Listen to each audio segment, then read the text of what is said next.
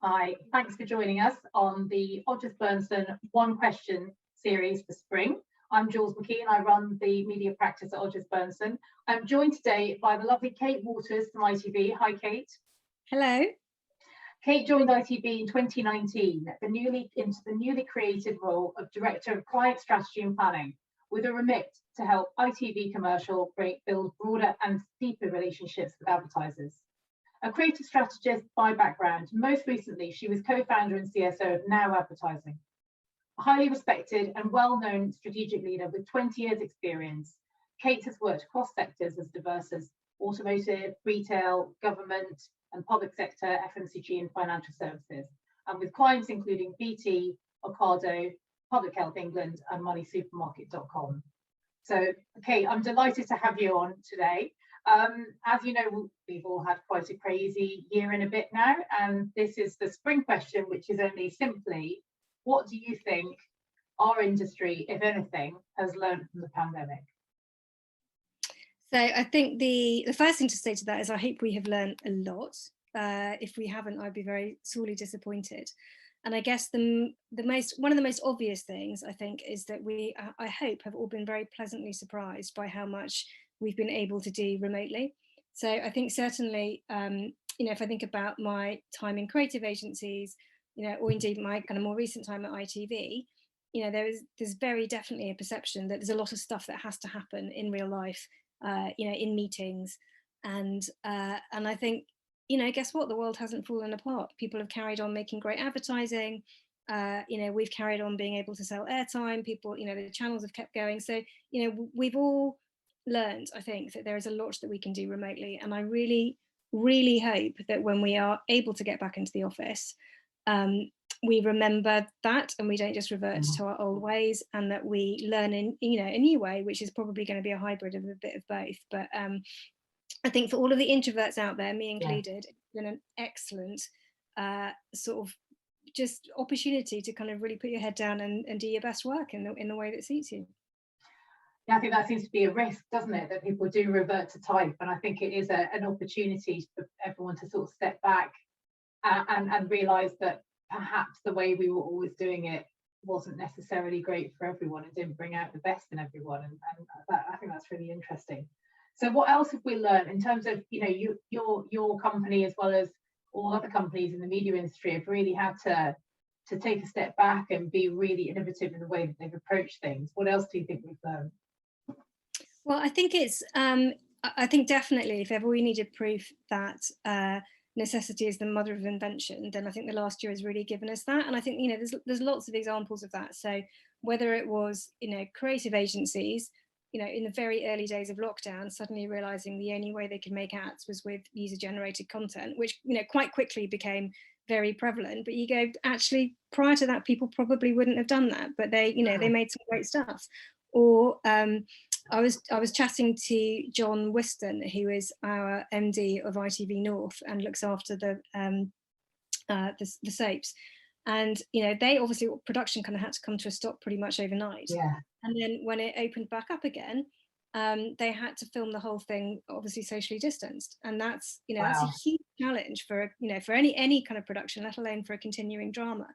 And as he said, sort of leads you to this, what he brilliantly coined, the kissing and killing problem, which is essentially how do you do kissing and killing in a socially distanced world? You might kill them in a way that you hadn't actually expected to do so, in quite a live and awful and slow way, which is not what you want in the middle of a pandemic. Well, suddenly there's a big role for poisoners out there, for yeah.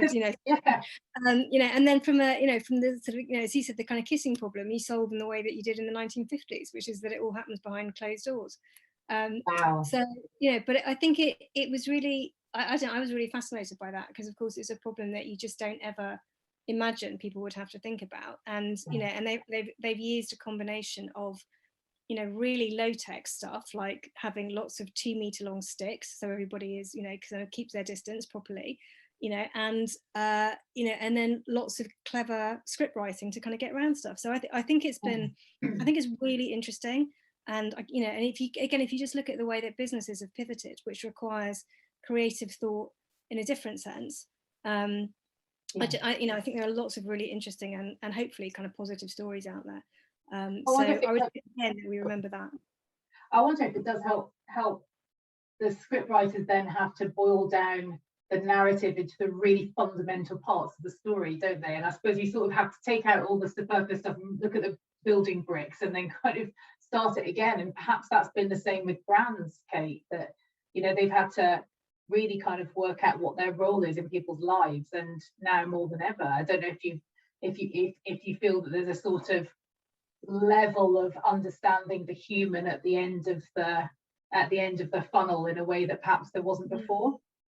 Well, I think it's we did some research with a company called System One, who are a kind of advertising research specialist, and it was quite interesting. We did a lot of work with them last year, and I think there was a sort of hypothesis which was, during the very early stages of lockdown, there were a lot of people going, I can't run my old advertising because it will look completely out of context, and it won't resonate with people, and we need to make something which is very specific and has COVID as a backdrop.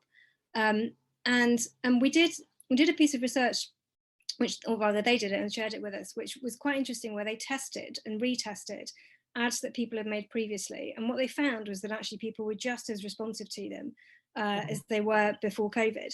And actually what they could see was advertising performing slightly better, and the kind of the sort of explanation for it, which I thought was really interesting, was that the whole nation has sort of been I suppose primed to respond to things much more emotionally.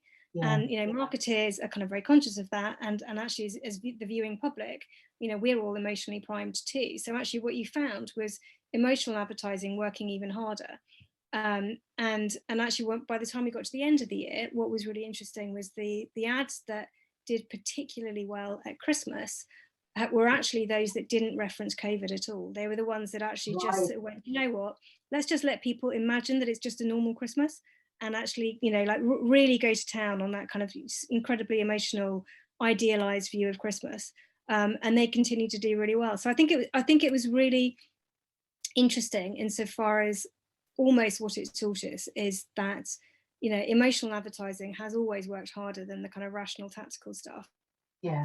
And last year it worked even harder. So I thought it was kind of an interesting sort of little story. That is interesting. I wonder if there would seem to be some sort of evidence that kind of your staple household brands, and forgive me, I can't remember where I was reading it, really were having quite a lot of resonance with people through the pandemic, because they anchored onto the things that made you feel like life was still normal, and there was a sort of level of kind of business as usual, wartime kind of footing, which I know seems like a lazy equivalent sort of metaphor, but understandably people kind of think, okay, well, if I'm still having, I don't know, my Heinz beans or ketchup or whatever, or my kind of the things that I'm surrounded by that are normal, that makes everything feel a bit more acceptable. And there's also that kind of it must have been quite a big question for advertisers about, as you say, whether to reflect the reality of the situation or give people an escape. It's the Archer's conundrum, isn't it? Do you create a world whereby that's happening, or do you create a world whereby it's not happening? I think it is, that was exactly the sort of dynamic that was playing out, I think. And definitely there was a sense in which some of the kind of more nostalgic heritage brands felt like they really found their feet again, and there was definitely a kind of, give me reassurance, and actually, brands can act as brilliant signals of normality and reassurance and everyday life, and so they definitely did well. And then at the opposite end of the spectrum, you had that, that kind of growing huge sort of fueled appetite for the kind of digital natives and the direct to consumer brands. And because we saw this particularly at ITV, but because it'd never been cheaper to advertise on TV than during the middle of the pandemic, it gave a lot of those brands the opportunity to test TV, and thankfully in most cases discover that it works. So you had sort of good, good stories of, from the very old and from the very new, which was lovely. That's brilliant. And is there one thing that when you kind of look forward now, Kate, you think, I hope that we hang on to this one thing? Is there anything that you just think, let's hang on to that? I would really hope that we remember how lucky we are to work in an industry that can be as creative and as interesting, you know, as advertising, communications and media is, you know, but also frankly that we remember that, you know, we don't have to make particularly difficult decisions. You know, at the end of the day, you know, I've got lots of friends who are doctors, you know, they're making life or death decisions. Yeah. You know, what we're doing is something which is just, yes, it can be at best, you know, it can save lives and it can fuel the economy, you know, but actually a little bit of humility about what we do and the role that we play, I think would be a good thing. Brilliant. Kate, thank you very much. That's left us a lot of humanity, creativity, humility, and hopefully we can carry some of those learnings forward. Kate Walters from ITV, thank you very much for joining us, and I'll just burn some more questions. Thank you.